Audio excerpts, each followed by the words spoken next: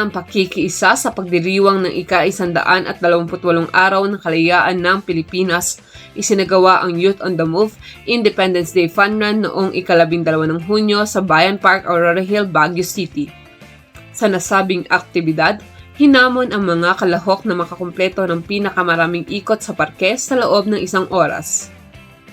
Pinangunahan ito ng Sangguniang Kabataan Council ng West Modern Site, katuwang ang mga SK Council ng District 9 at 19. Nakiisa rin ang FitBar, Baguio City Police Station 6 at ang Bureau of Fire Protection upang matiyak ang kaligtasan at kaayusan ng lahat ng kalahok sa buong programa. Matapos ang 1 oras na paligsahan, itinanghal na kampiyon si RJ Navida matapos makapagtala ng kabuuang 24 na ikot. Pumangalawa naman si Derek Aganon habang pumangatlo si Art Aaron Andres. Syempre masaya kasi merong cash prize. And yun. Tapos yung preparation na ginawa ko is daily runs lang ako.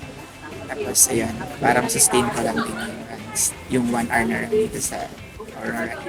Kudos din sa SK kasi hindi lahat ng SK ay may ganyang initiative na mag-conduct ng fitness para sa kanilang, syempre sa mga youth kasi mostly parang nalilesen na yung mga projects pero kudos sa kanila kasi they will be able to execute yung mga ganitong project kagaya nito sa wellness naman. Nagpahayag din ng kanilang kasiyahan ang ilan sa mga kalahok na nagsabing naging masaya at makabuluhan ang kanilang paglahok sa nasabing aktibidad. Masaya kahit pagod po. All goods naman, masaya kahit alam na talo na. Medyo pagod, medyo masakit pa medyo masakit yung waist. Pero goods naman. Masaya kasi first time. Sasali pa rin. Sasali pa. Subukan namin manalo ulit. Pa-practice na namin. Pa-practice na namin do.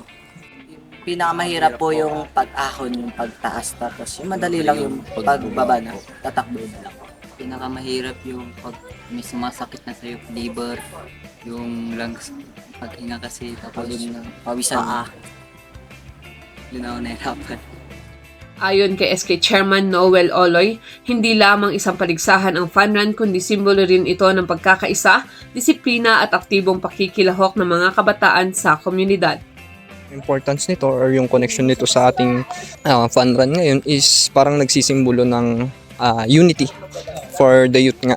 Pinapakita kung hanggang saan yung hangganan ng kanilang kumpiyansa sa kanilang katawan.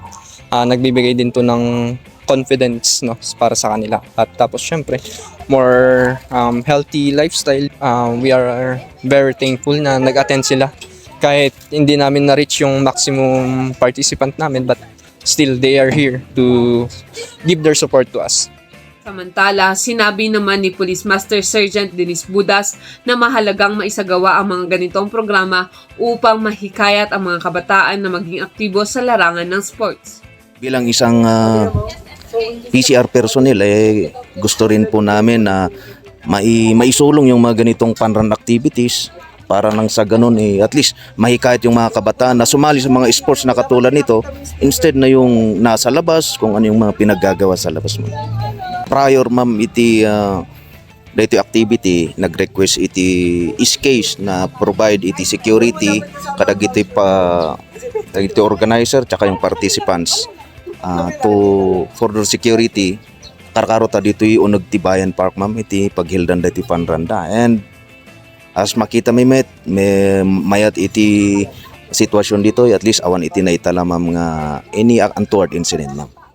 Sa pamamagitan ng programang tulad ng Independence Day Fun Run na ipapakita ang diwa ng kalayaan hindi lamang sa paggunita sa kasaysayan kundi pati na rin sa pagtataguyod ng malusog na pamumuhay, pagkakaisa at aktibong pakikilahok ng kabataan sa pag-unlad ng kanilang komunidad. Happy Independence Day! Anjay Dumiles para sa Herald Express.